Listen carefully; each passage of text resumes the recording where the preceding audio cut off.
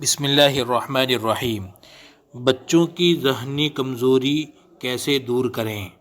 بچوں کی ذہنی کمزوری کو دور کرنے کے لیے والدین اور اساتذہ کو مستقل محنت اور صبر کے ساتھ کام کرنا ہوتا ہے۔ یہاں کچھ عملی تجاویز دی گئی ہیں جو مددگار ثابت ہو سکتی ہے۔ نمبر 1، متوازن غذا فراہم کریں۔ بچوں کی ذہنی نشو و نما کے لیے متوازن غذا بہت اہم ہے۔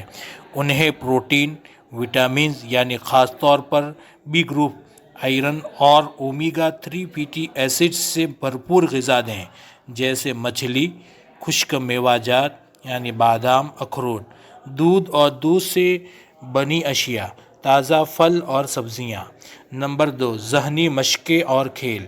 بچوں کو ذہنی کھیلوں اور سرگرمیوں میں مشغول کریں، جیسے پہیلیاں، پزلز، یادداشت بڑھانے والے گیمز، کتابیں پڑھنے کی عادت ڈالنا، تخلیقی کام یعنی ڈرائنگ، پینٹنگ۔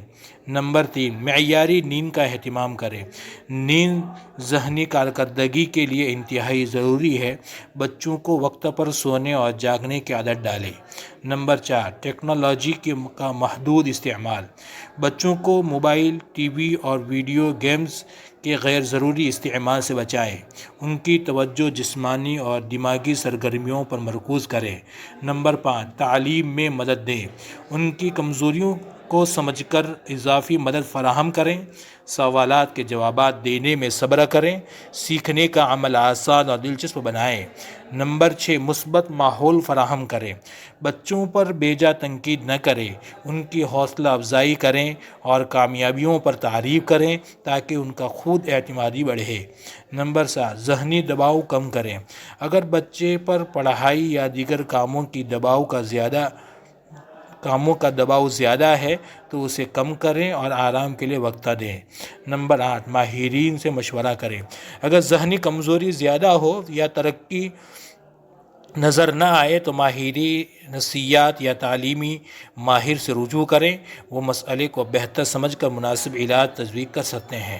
نمبر 2، دعا اور روحانی تربیت۔ بچوں کو مثبت سوچ اور دعا کرنے کی عادت ڈالیں۔ روحانی تربیت سے ذہنی سکون اور اعتماد بڑھتا ہے۔ صبر، محبت اور تسلسل کے ساتھ ان اقدامات پر عمل کریں، انشاءاللہ مثبت نتائج نظر آئیں گے۔ ناظرین سے گزارش ہے، اگر آپ کو یہ باتیں پسند آئی ہوں تو اس چینل کو سبسکرائب ضرور کریں اور آگے شیئر کریں۔